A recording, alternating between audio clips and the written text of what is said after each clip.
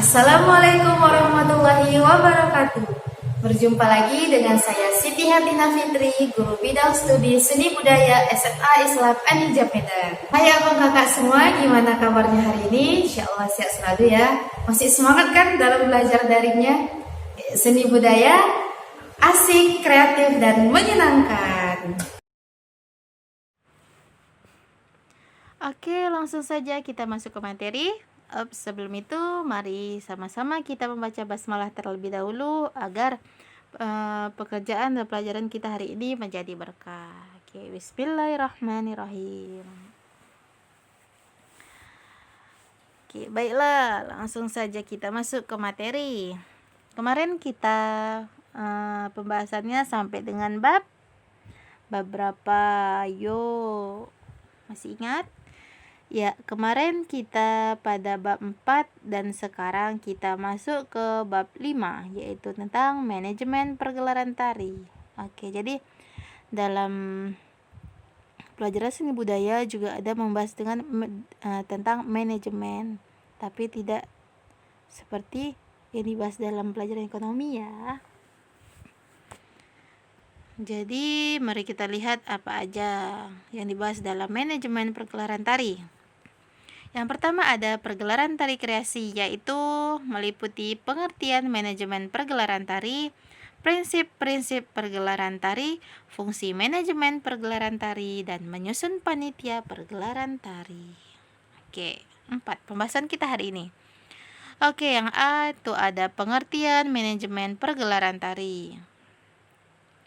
Oke, apa itu manajemen pergelaran tari? Manajemen pergelaran tari adalah kegiatan pengaturan atau pengelolaan sumber daya yang ada, yang dilakukan seniman tari untuk mengefisiensikan berbagai persiapan agar kegiatan pagelaran tari dapat terlaksana dengan baik dan lancar sesuai tujuan yang diharapkan. Itu dia manajemen pergelaran tari.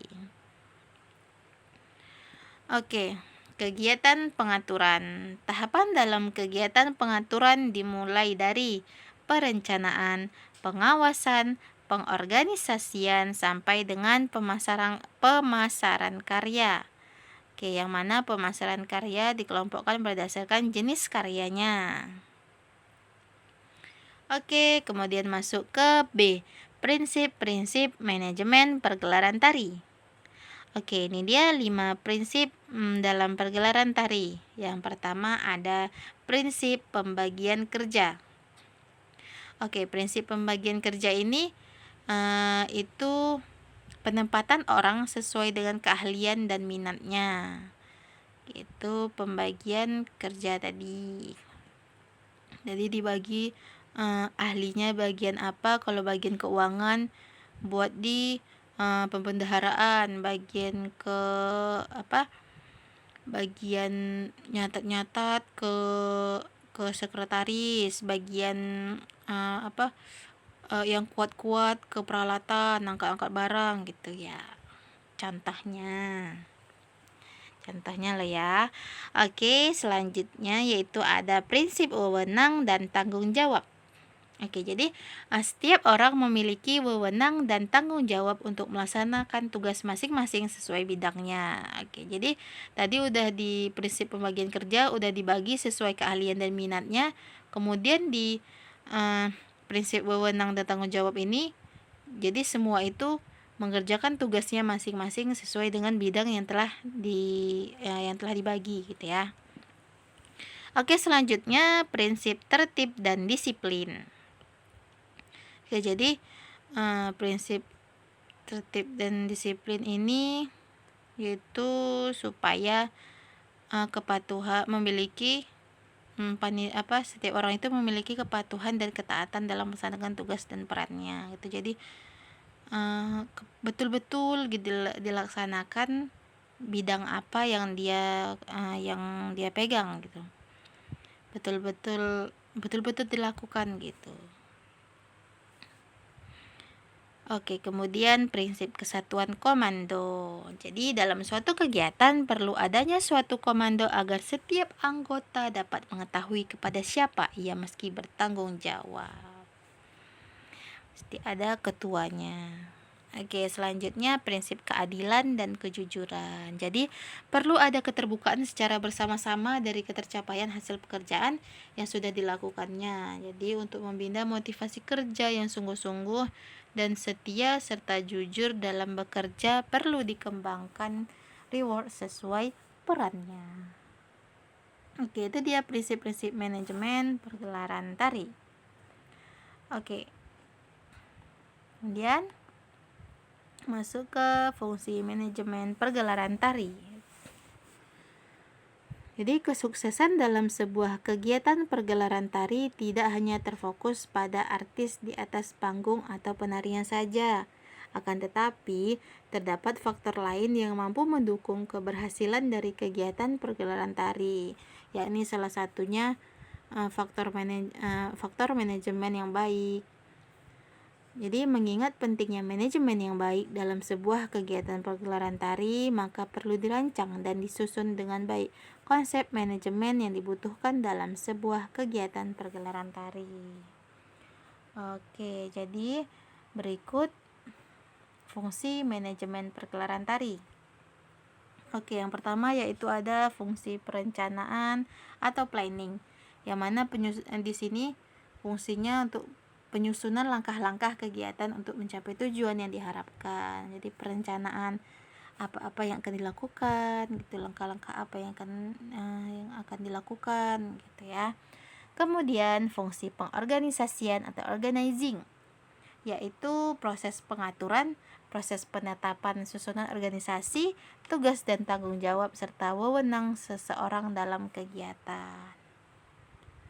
Oke, kemudian fungsi pergerakan atau actuating, yaitu usaha atau tindakan dari pimpinan dalam rangka menimbulkan kemauan dan membuat bawahan mengetahui tugas dan tanggung jawabnya. Oke, ini tadi komando tadi ya, prinsip komando tadi.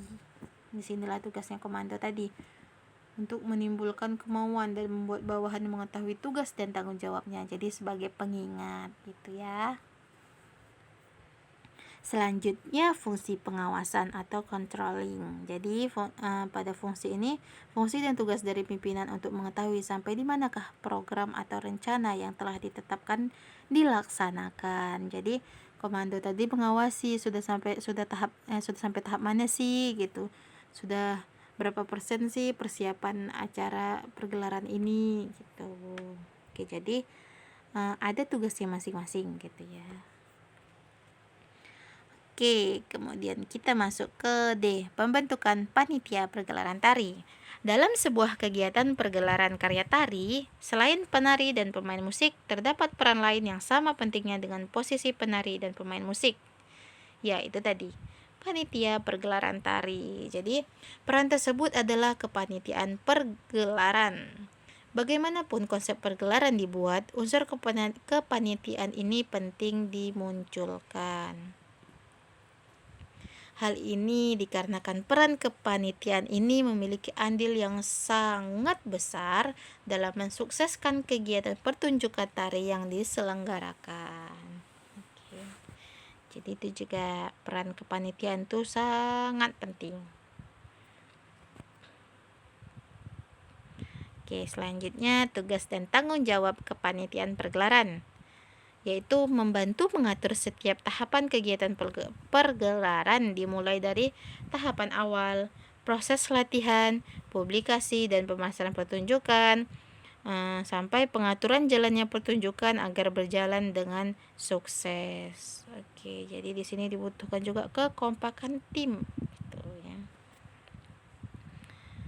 Oke, selanjutnya ini dia contoh kepanitiaan pergelaran tari, yaitu ada 3 tim. Pertama, tim produksi, host manager, dan tim artistik. Yang mana tim produksi yaitu meliputi pimpinan produksi, sekretaris produksi, bendahara, seksi dokumentasi, seksi publikasi, seksi pendanaan, dan tiketing. Jadi ada tugasnya di sinilah tadi, fungsi atau prinsip-prinsip tadi inilah yang mengisi gitu ya para tim-tim ini. Kemudian host manager itu keamanan, akomodasi, konsumsi, transportasi, dan seksi gadung. Ini host manager nih, penting juga ya, keamanan. Kemudian masuk ke tim artistik, yaitu tim artistik meliputi sutradara atau koreografer, pimpinan artistik atau art director, stage manager, penata panggung atau scenery, penata cahaya, penata rias dan busana, penata suara, penata musik atau sound. Oke, ini lebih ke dalam pertunjukannya gitu ya. Itu dia tadi tim-timnya. Oke, thank you. Sampai berjumpa di video selanjutnya. Oke, jadi sekian saja pembahasan kita pada hari ini. Jadi jika ada yang ingin ditanyakan, bisa ditanyakan di grup WA. Oke, baiklah. Untuk mengakhiri perjumpaan kita pada hari ini, tadi kita sudah memulai dengan basmalah dan kita tutup dengan kalimat hamdalah. Alhamdulillahirabbil alamin. Oke, sampai berjumpa di video selanjutnya. Demikianlah perjumpaan kita pada hari ini. Sampai berjumpa di video selanjutnya. Oke, jangan lupa like, comment, and subscribe. SMA Islam Anijab Medan, unggul, cerdas, Islami. Wassalamualaikum warahmatullahi wabarakatuh.